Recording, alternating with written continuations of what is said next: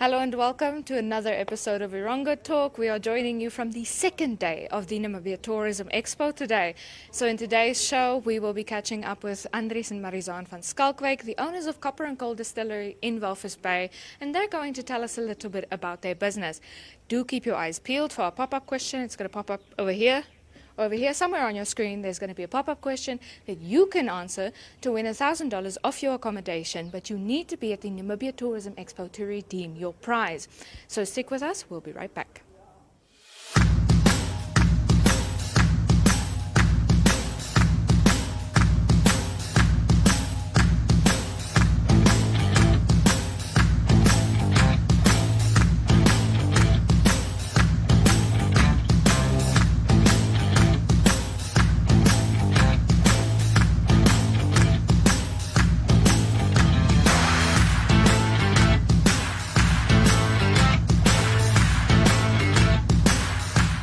And now it's time for your news. The residents of Otoya handed over a petition to the mayor of Walvis Bay, highlighting the dangers they face while living in tents. So if you can't recall, the former Twalaloka residents were relocated to a settlement named Otoya after 153 shacks burned down on the 26th of July this year, ending up killing a 1-year-old boy and leaving hundreds homeless. So the affirmative repositioning movement in Walvis Bay handed over the petition and said that the petition should not be viewed as an action to advance any political agenda. The petition stems from an incident where suspects broke into a woman's tent, clad in balaclavas, tied her up and threw her baby boy in a plastic bag on the 25th of October. We don't sleep peacefully at night. The learners live in fear, which in turn has now affected their studies. As they are approaching their exams, they are alone at night in the tents while their parents are at work at night. According to the residents, the Walvis Bay municipality has not yet provided decent and dignified shelters as promised earlier. The mayor should remember that he promised that he will not only temporarily accommodate us in tents for 15 days. This clearly is interpreted that from 15 August 2020, we will be allocated plots, they said. The residents challenged the mayor to deny this. After 3 months, we are still sleeping in tents. Despite numerous complaints, we are not safe. Nothing has been done to attend to the situation. This is in direct violation of our constitution. Article 95, speaking about the welfare of the Namibian people, in Article 6, which provides for the protection of life. Until when are we going to sleep in tents like refugees? They questioned. They also proposed temporary alternatives since, according to them, the municipality is limping in providing shelter permanently. We want to be granted the right to construct shacks because shacks are safer than tents. Electric or barbed wire should be provided by the municipality at their cost to surround the settlement to ensure the safety of our people and prevent criminals from roaming freely. If the municipality opposes the building of shacks, then the municipality must provide tight security at municipal costs at Otoya 24/7. The residents stated that should the mayor or council oppose or fail to implement any of the suggested resolutions, it will be clear to them that council has absolutely nothing to offer urgently and temporarily in terms of ensuring their protection and safety. Then moving on to a second story today, the crew members of the seized Heinaster fishing vessel, which belonged to the controversial Icelandic company Samherji, have pleaded with President Hage Geingob to prioritize them when new jobs at sea do become available. The vessel was seized as part of investigations into claims that Samherji paid millions in bribes to access Namibian fishing quotas. This is known as the fish rod scandal. The alleged bribes have led to the arrest of former Minister Bernard Esau and former Attorney General Saki Shangala, who remain in jail pending their trial. The pair, alongside 4 others, mark exactly a year behind bars this month. The 7th accused, suspected Fishcore CEO, had his bail appeal dismissed in the High Court last week. Samherji pulled out of Namibia after the scandal came to the fore, and its attempt to sail the Heinaster vessel away was stopped by Namibian authorities. The crew of that vessel has now written a letter saying that the lives of joblessness have dragged them into poverty. And in a third story, cybercriminals aren't easy to detect and prevent a real risk to their victims. The best way to avoid becoming a victim is to be aware of the threats they pose and to take every precaution you can to keep yourself safe. According to Desiree van Wyk, the FNB head of digital productions, the remote living and working requirements of lockdown have meant that many people are communicating digitally, and criminals often use this to advantage to gain people's trust in order to steal sensitive information, money, or both. Fraudsters are constantly looking for new ways to get to your information, Van Wyk explains, and if customers or businesses let down their guard as a result of physical distancing and the need to transact or operate digitally, that unfortunately presents fraudsters with another opportunity to commit their crimes. She points out that fraudsters will go to any lengths to get individuals or organizations to divulge their personal or financial information, often by tricking them with technology. Phishing attacks are also on the rise, she said, with many fraudsters posing as bank representatives, calling the person and then using scare tactics to convince their target that their money is at risk if they don't share their account or card information. They even convince some people to make payments themselves, convincing them that this action will reverse the supposed fraud being committed, while actually the person is making payments to the fraudsters. So please be vigilant, and please go check out our website at www.erongo.com.na for any of these stories and so much more.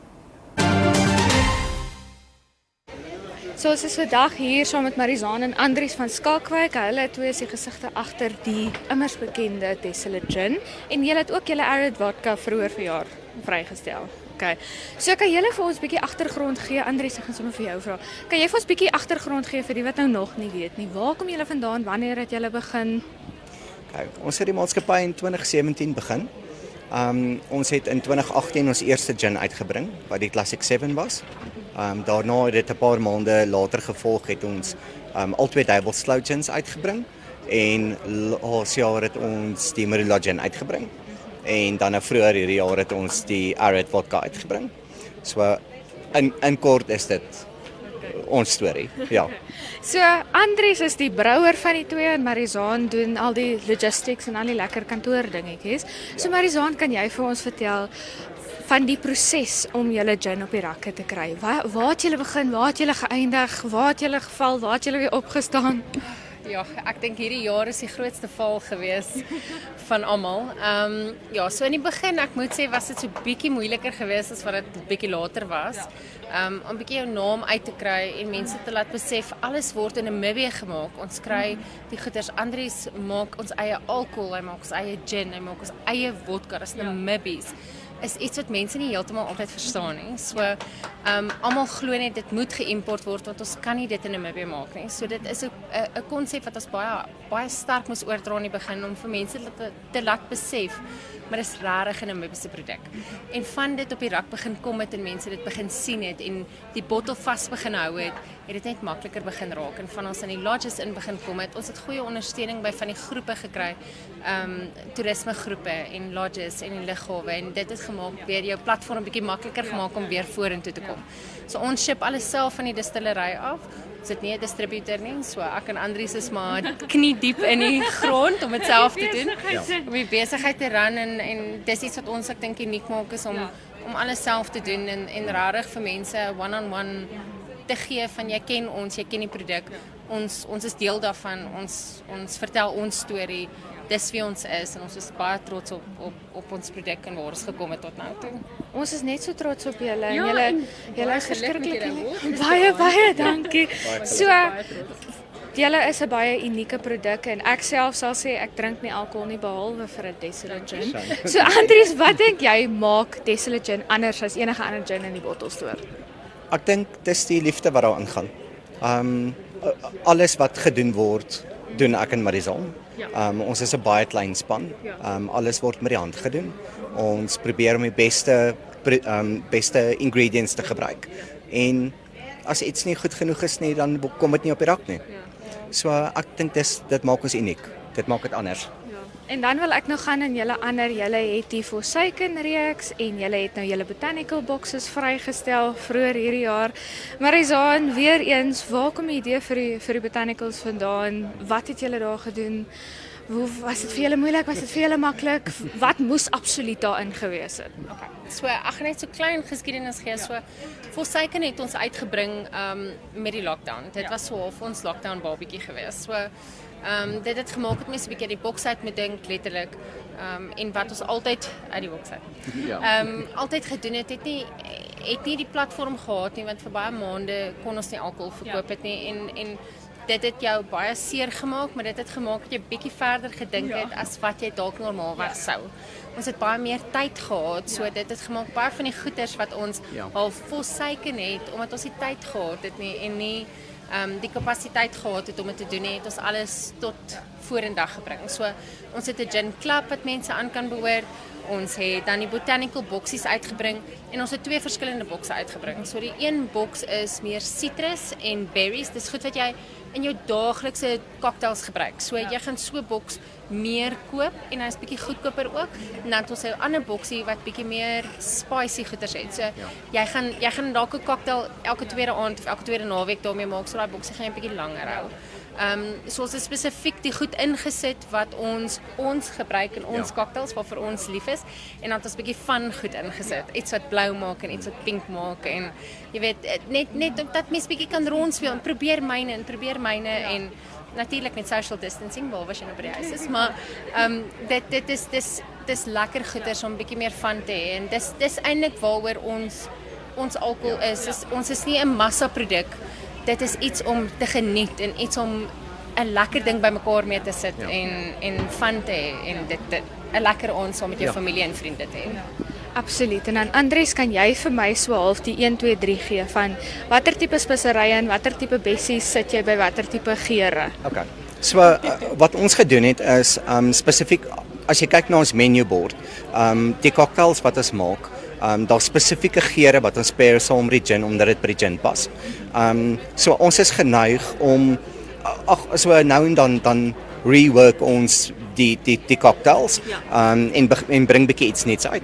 Maar dit is eintlik ongelooflik want so baie werk is wat daar in die gin se ontwikkeling ingaan. So baie werk gaan daarin om iets te kry wat by die gin pas ook.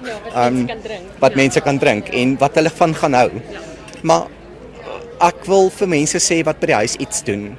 Speel net rond. Dit is so lekker om net ietsie te probeer wat jy nog nie het nie. So die gin is uniek in sy eie manier, maar wat jy daarby sit, dit maak dit vir jou lekker. So gaan geniet dit net. Ja. Lieflik, baie dankie julle twee. Ons sien uit om julle nou nog hier by die Namibia Tourism Expo te hê. Ons wens julle alle sukses toe. Baie dankie. En kom maak 'n draaitjie as julle in Windhoek is. Dit sal vir ons lekker wees en julle Kom drink 'n gin. Ja.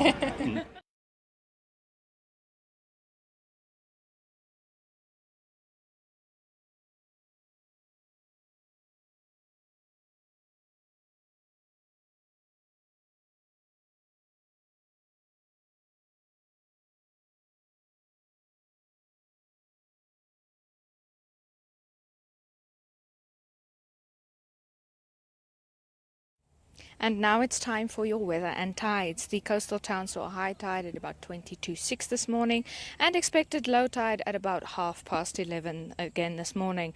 High tide expected at about 5:45 tonight and low tide expected again at about 5:45 midnight. Your best fishing time ranges from about 4:15 to 5:45. Walvis Bay saw sunrise at 14 minutes past 6 this morning and expects sunset at 17 minutes past 7 tonight. A maximum of 19 degrees Celsius with a westerly wind prevailing at 11 kilometers per hour. For tomorrow, a minimum of 13 degrees Celsius and a maximum of 19 degrees Celsius expected. Swakopmund saw sunrise at about 14 minutes past 6 this morning and expects sunset at 17 minutes past 7 tonight. A maximum of 17 degrees Celsius with a westerly wind prevailing at 11 kilometers per hour. For tomorrow, a minimum of 13 and a maximum of 18 degrees Celsius. Henties Bay saw sunrise at 16 minutes past 6 this morning and expects sunset at 17 minutes past 7 tonight.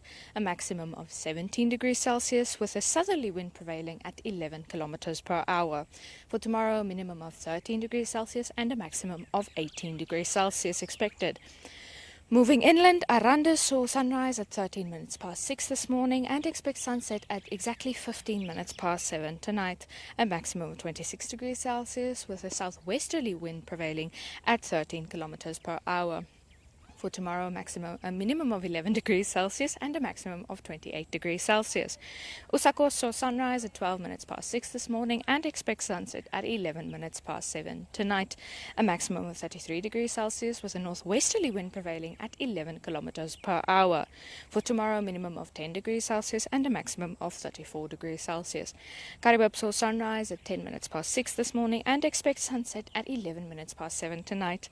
A maximum of 32 degrees Celsius with a southwesterly wind prevailing at 13 kilometers per hour.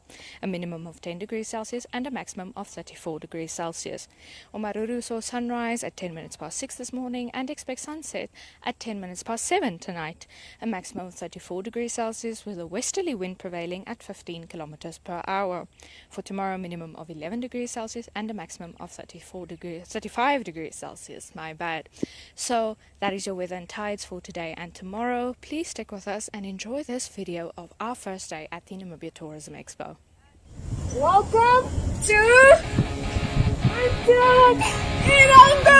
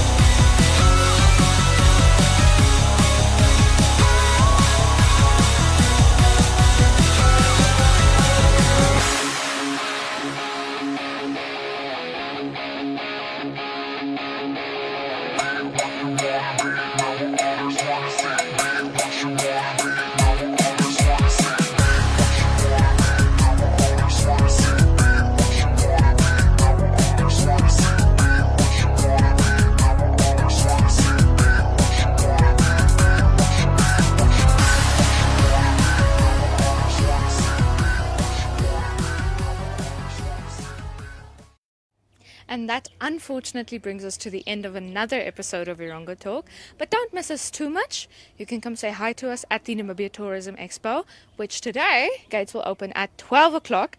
And then we will have lunch with Chef Nicole Loubser, and she will also do an ice cream show later tonight for dessert. Then we have a money show going on. We have Master KG performing later tonight. DJ Chalos is going to close the show. It's going to be a whole lot of fun. But if you're stuck in Erongo region and you miss us, you can go check out our website at www.erongo.com.na. That's www.erongo.com.na. And if you want to let us know what's happening in your community, or you want to advertise with us, or you want to advertise your business in our holiday supplements, you can get in touch with us at 0811 7040. That's 0811 7040. So until next time, wear your mask, sanitize your hands, wear your gloves, maintain social distancing, take care of yourselves, take care of each other, and come say hi to us at the Namibia Tourism Expo. We'll see you again tomorrow.